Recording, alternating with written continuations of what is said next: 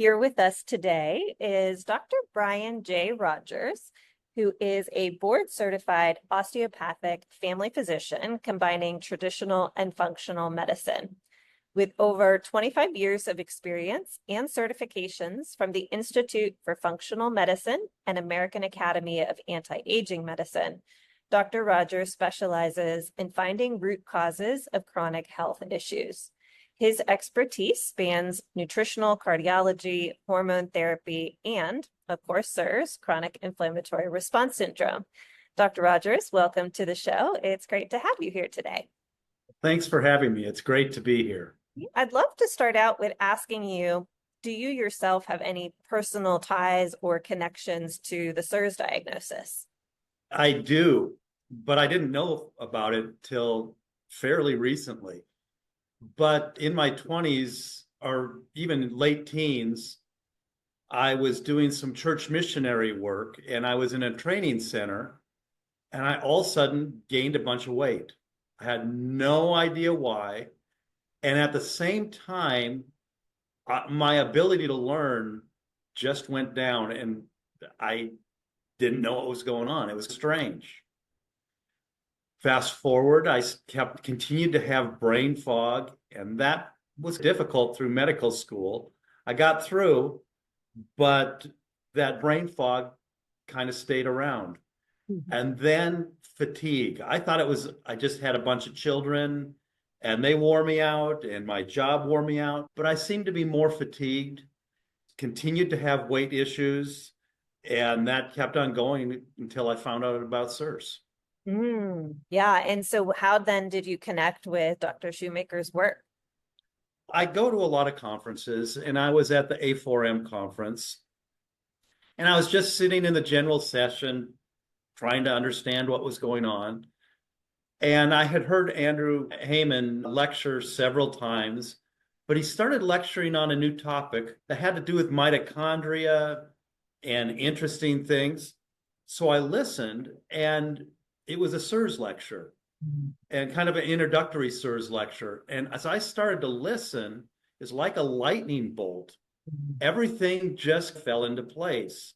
He described my symptoms. He described the symptoms of many of my patients.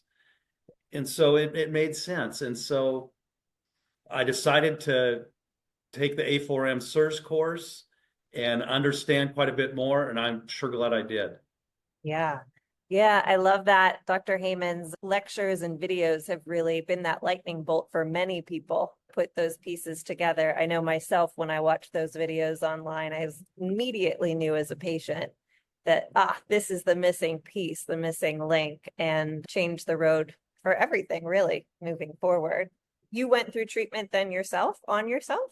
I have, yes. I don't think that the CIRS community knows how many of the professionals have gone through the treatment and done this themselves in sometimes very mild forms or more severe situations, but it does really help then for a provider to be able to connect with the patient.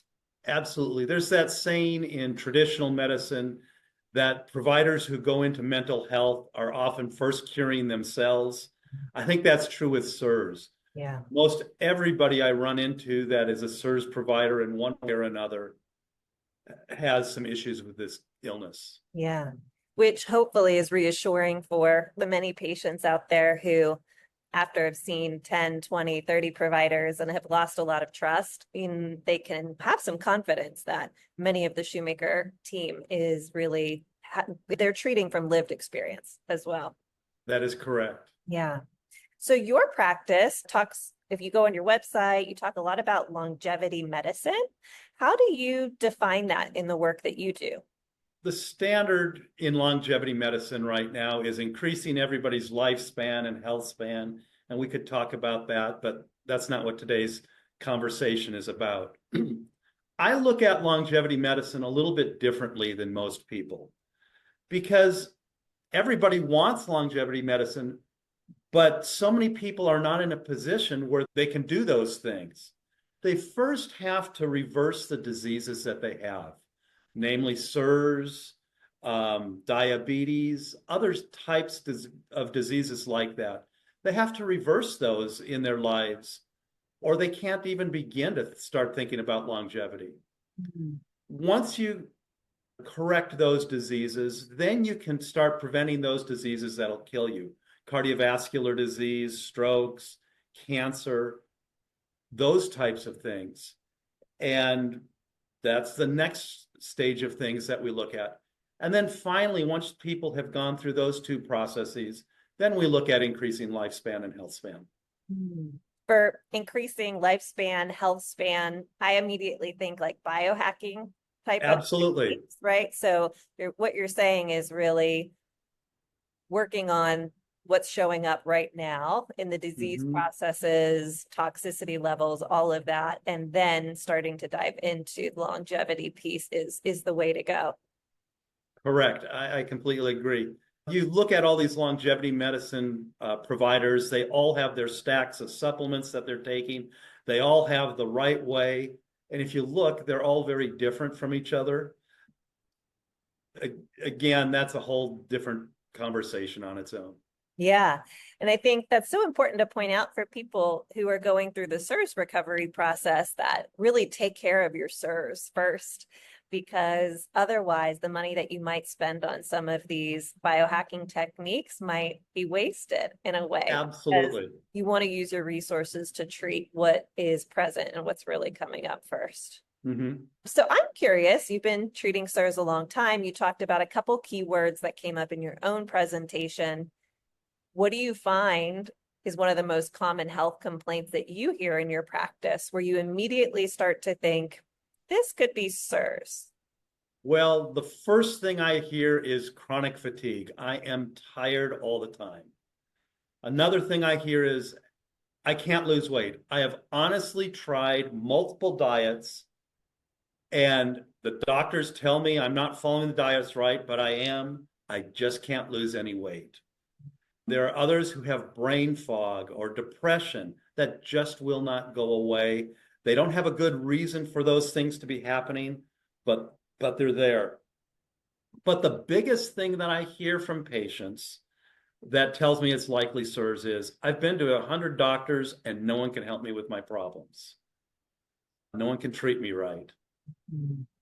Yeah, that multi-system, multi-symptom piece really Correct. continues to snowball over time. More and more symptoms and things come up, and you do need to find the right provider to treat the CIRS.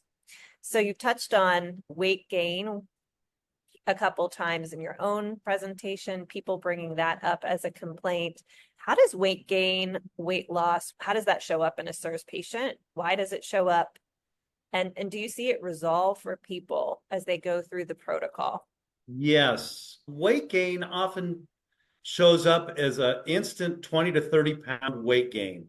I saw that in my early life, where all of a sudden I was a high school swimmer where I could bring a Wonder Bread loaf of peanut butter and jelly sandwiches and eat it every day and not gain any weight. And then all of a sudden I gained 25 pounds that came out of nowhere.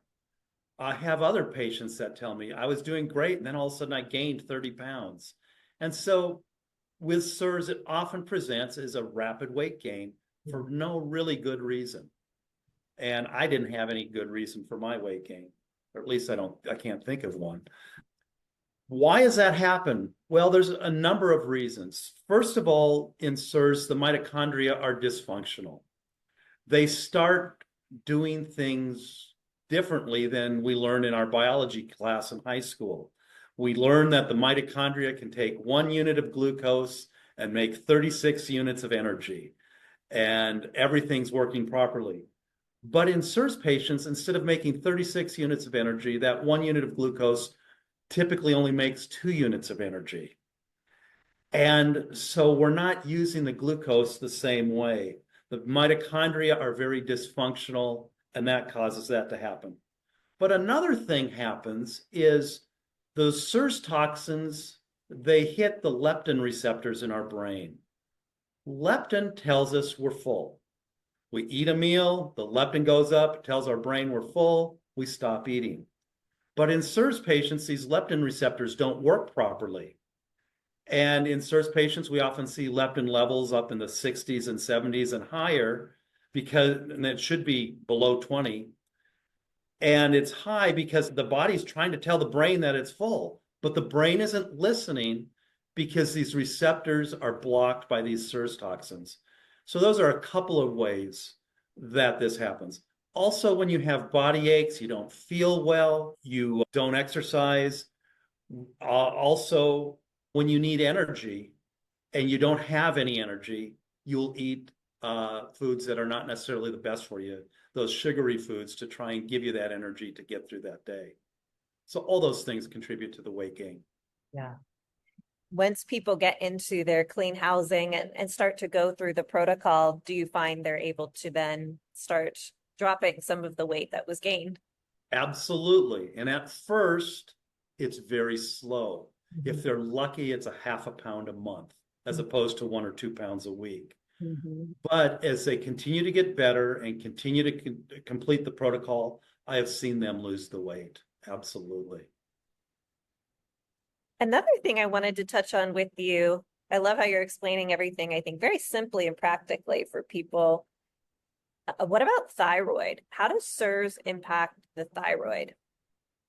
There is a lot of ways that the CIRS impacts the thyroid. First of all, those with CIRS, the neuropeptides in your brain get all messed up. The regulatory peptides go down. The other peptides are out to play and cause trouble. In doing so, they mess with the hypothalamus and the pituitary gland. And those glands tell the thyroid what to do. And as they're messed up, that communication gets mixed up. And so that's one way that the thyroid gets messed up. Second of all, CIRS patients often have problems with celiac, whether it's celiac disease or gluten intolerance. When they have these things, they can make antibodies against their thyroids and have things like Hashimoto's thyroiditis. That's another way that the thyroid gets messed up. And the other thing is when you have those CIRS toxins, the thyroid reacts to those toxins and the stress of CIRS in certain ways by decreasing the amount of T3 or decreasing our metabolism and increasing the amount of reverse T3, which blocks the T3 receptors and basically makes us want to sit around and be tired. And most CIRS patients are tired and we don't do the things we need to heal. And all of those things are how our thyroid gets messed up. As we improve with our CIRS protocol, we often improve, but the thyroid is usually the first endocrine gland to have problems of all of those glands. And despite all the things we do with CIRS, we're not always able to get the thyroid back. Hopefully we can, but if it's been down for a while, it doesn't always come back. Yeah, that's great to know. I think it's an interesting red flag, especially if somebody is doing relatively okay and then their thyroid is all of a sudden out of whack, which just seems unusual. I feel the more traditional Western allopathic doctors are just like, oh, yeah, like this is aging or this is just standard for a woman, for example. But they're not really looking at the root or the reason. Like, why? For me, I was like, why is my TSH so off at this point? And it just didn't make sense having have been really healthy prior. Keep that in mind as something to consider if your thyroid starts showing any sort of inconsistencies or is getting off. What is the environment that you're in? Absolutely. And you are one of the lucky ones if your TSH was off, because that's typically the only thyroid test that's looked at in traditional medicine. Yeah. And if your TSH is normal, but your other thyroid labs are off, those are often missed. And traditional doctors miss that. Yeah. If they just checked a free T3 and saw that it wasn't matching up with their TSH, they could see that there's further problems. Or if they looked at thyroid antibodies, they could see there were further problems. Yeah. So if you're going to a physician and you want them to look at your thyroid and it's more your traditional outlet, definitely push for the full panel. Absolutely. This is information that's so helpful. I know you talk about functional cardiology, and I'm curious, like what that really means for you and how does that show up in your work related to SIRS? Well, functional medicine looks at the root cause of things. And functional cardiology tries to get to the root cause of all the problems. How many times, I can't think of how many times as a physician in a traditional clinic where I said to somebody, you have high blood pressure. And they said, why? I said, I don't know. You just have high blood pressure. We need to treat it. And that's how traditional medicine handles cardiology. With functional cardiology, we try to find the root causes of the problems. For example, there's typically 5 root causes in traditional medicine looking at cardiovascular medicine: weight, cholesterol, smoking, and such.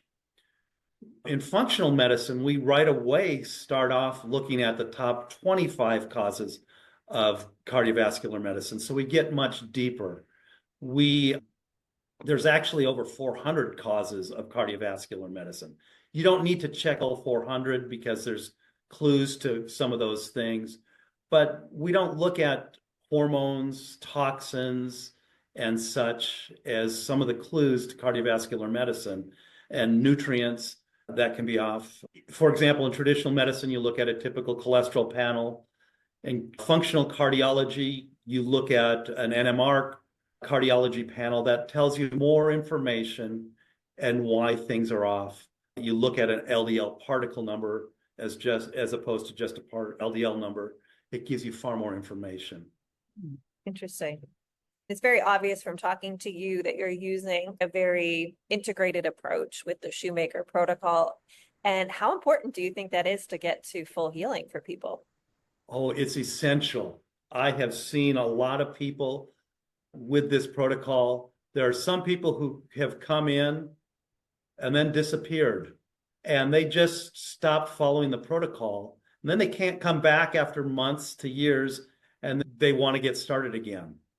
Worse is I find some patients who get attracted to things on the internet, the advertising on the internet that says they know how to fix SIRS, but they don't follow the Shoemaker protocol. Yeah. There's others who say they follow it, but they don't.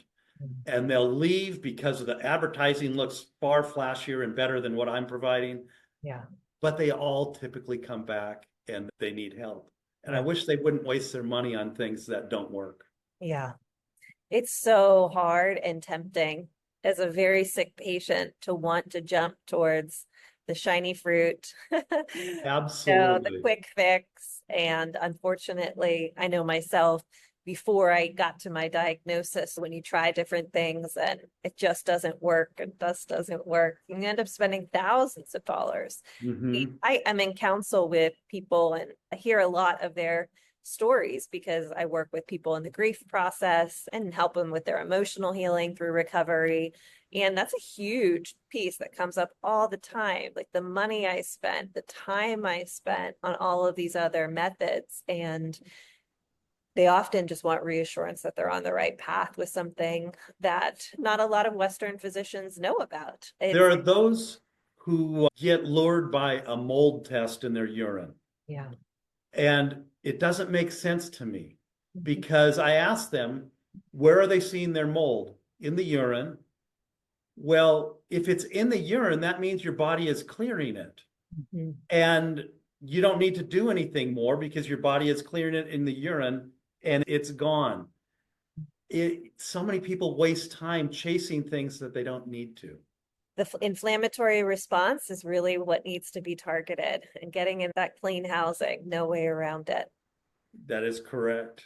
Share a story or two, if you can, about somebody with SIRS how this has changed their life to go through this protocol and the integrative work that you offer. I live in Utah and we have 4 seasons here. And one of my early SIRS patients was a woman who knew she had SIRS, and she had set up a tent in her backyard because she could not be in her house because it was too moldy. She ended up getting a heater in the tent for the wintertime, but she lived in there for multiple seasons outside. A great mother, great with her children. Eventually, they got the house cleaned up and she got moving on in the process. And I remember the day that she was able to move inside her house, be with her family, just changed her life. Yeah. I can't imagine living in a tent all year round here in Utah. Yeah. Oh my goodness, especially as a mother, it has to be such a hard decision to make. Absolutely. I have a 12-year-old girl who lived on a farm with her parents. Last I saw her, she was 14, 15. And she stopped doing things around the farm. She stopped doing any extracurricular activities. School became very, very, very difficult for her. And as she went through the CIRS protocol, and children can usually get through it quicker and easier, she's out doing farm chores, she's out living life, spending time with her friends, doing well in school. It was great to see her change. But Mhm. my favorite is just because of his hobby, is a gentleman who, as a hobby, liked to get dressed up in armor, get real blunted swords, and have sword fights, medieval fights. And there's a group of them. They travel and compete internationally. It's really interesting to me. But he had to stop that because he didn't have the energy to do that. Well, we've taken him all the way through the CIRS, and he's done his VIP, and he's back. He's losing his weight. He's out putting his armor on and out fighting with his friends and having a good time. And now we've started him on the functional cardiology and trying to help him to take him to the next step. That's my favorite story. All three are very hopeful and hit different populations. So thank you for sharing that, going through the CIRS experience, especially if you have a more significant presentation, the hobbies, the interests, the little things in life that bring you pleasure, they're gone and they get pushed Absolutely. aside. And it takes away from just that basic everyday enjoyment of what you do. And it's hard to give up hobbies when you've already had to give up a lot of other things. So that's very Mm-hmm. inspiring to hear he's able to get back out there and participate. Right. And as you mentioned that, I like to hike. We live in the mountains here. And before I knew I had CIRS, I could hike on a level all day long. But once I started going up mountains, I became very short of breath when I compared myself to the people I was hiking with. And since I've been able to be treated for CIRS, I can go up the mountain again. And yeah, those hobbies are important. They are. I used to dance a lot. I was a salsa dancer. I Oh, loved wonderful. my body. And I had such a severe presentation, but I have tick-borne co-infections, a piece of that I now understand. But yeah, I look forward to the day that I can get back to all of that. There's definitely movement forward in the days that I feel good. And it's just such a joy to think that that's not out of the question. It's just a season of life that it's paused and you Right. get that back. These patients that overcome CIRS and are able to get parts of their life back, if not their whole life back, what qualities do you see in these patients that helps them to get through? The first thing I see resilience. These people are people who can bounce back. They know they can bounce back from these things.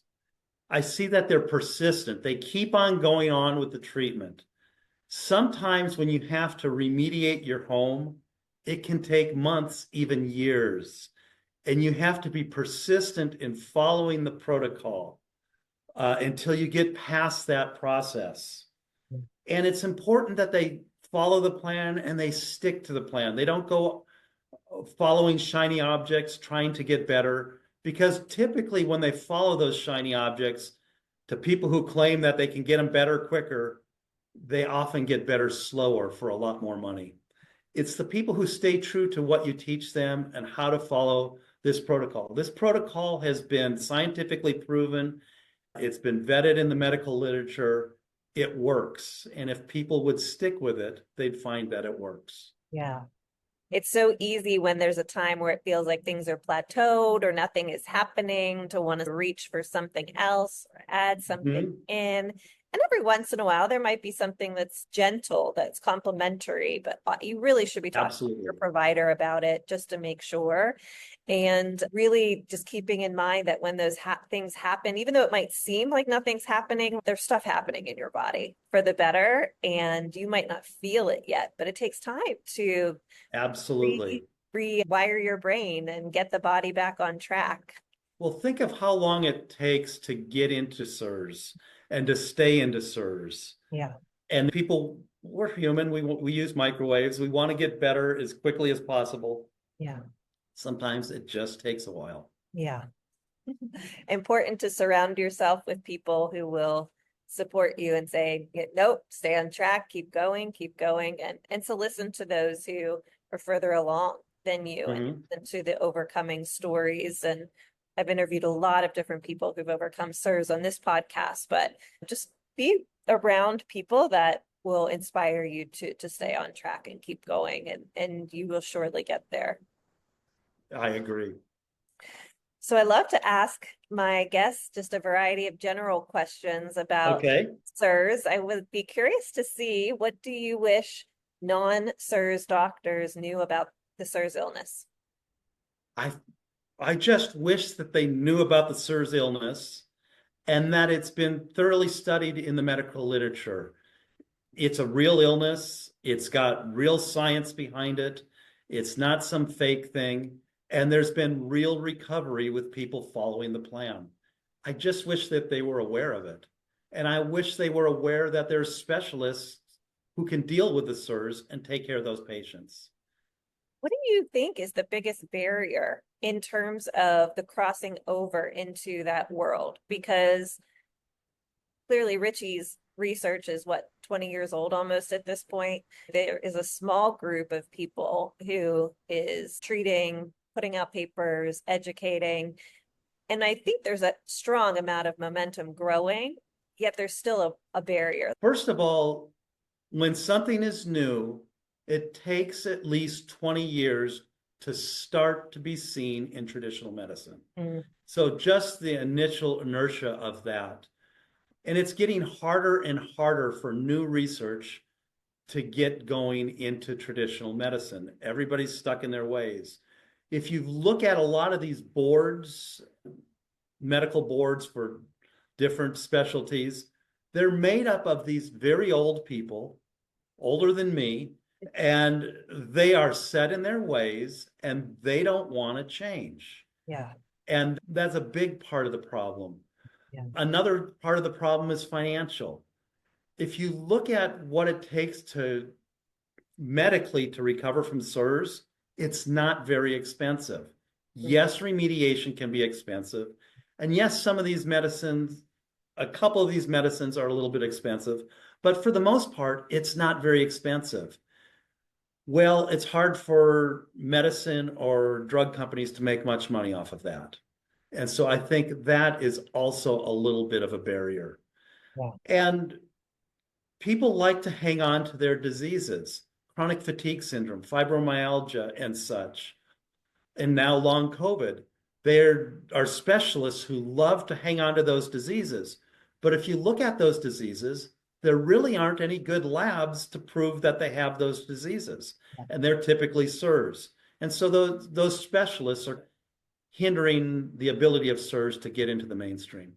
it makes so much sense. Do you think that there will ever be an ICD-10 code for SIRS, or is that wishful thinking? Ming Dooley is doing her best to get that ICD-10 code. Yeah. I really do think it's going to happen. Yeah. And hopefully sooner than later, but we will see.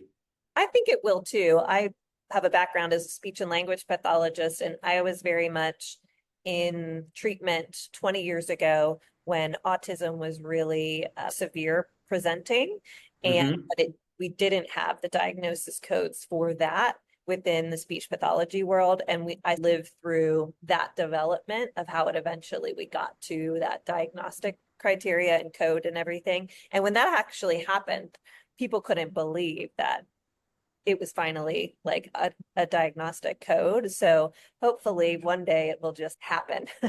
I agree. I even remember that happening with chronic fatigue syndrome. Mm, Same type of thing. And yeah. it just takes time. Yeah. More research needs to come out, and it's coming. Physicians are doing the research. As soon as there's enough research out there, I believe it'll come. Yeah. Yeah, it's very hopeful. I think that there's so many doctors now that are collecting all their data, putting it together, trying to put more papers out together to show different parts of the protocol to support Dr. Shoemaker's early work. And the more we get out there, the better. That's great. Absolutely. If you could have one magic wish granted, what would you want to happen within our SIRS community? Well, the magic wish would be that everybody's genetics turns great and nobody gets SIRS, but I don't think that's a realistic wish. What I would really like is for people to be aware that SIRS exists, that there's treatment available, and I would like that treatment to become affordable for the people. That's what I would like. Yeah, thank you. And my last question for you today would be, what really inspires you in the SIRS world right now? I love to see people's lives changed. I love to see people get better. I love to see people who really don't have hope. And in their first visit, where they can start to have hope that they can get better. And it's really hard to give those people hope because they've seen 10, 20, 30 different physicians and they've been told, oh, I can help you, and they don't get help. But to give them that hope and then to watch that hope work in them until they get better and see their lives changed, that makes it worth it every time treating a SIRS patient.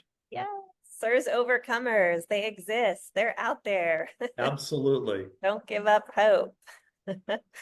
Well, thank you so much for your time today, Dr. Rodgers. I'm sure that everybody listening can really hear just how clearly you can explain like these really complicated concepts. And I'm sure so many people appreciate your practical, sort of down to earth explanation and your cheerleader approach to getting people through and looking really at the whole picture and getting them back to their lives. Thank you for taking these SIRS patients on. If anybody would like to work with you, how can they be in touch? They can get to us through our website, lmthrive.com. And on that website, we have our phone number, we have our email, and it's manager@lmthrive is our email. You can get a hold of us. Do you work with people just in Utah? Can you do teletherapy? I have a license in Utah, so I can work with those people in Utah. I need to see them one time. After that, I can do telehealth with them because with SIRS, sometimes it's really hard to get out of the home. Yeah. I'm working on getting a license in Idaho, and then after that, hopefully for Wyoming. Great. I got stuck in Idaho with my SIRS, and I was like, there is no one here.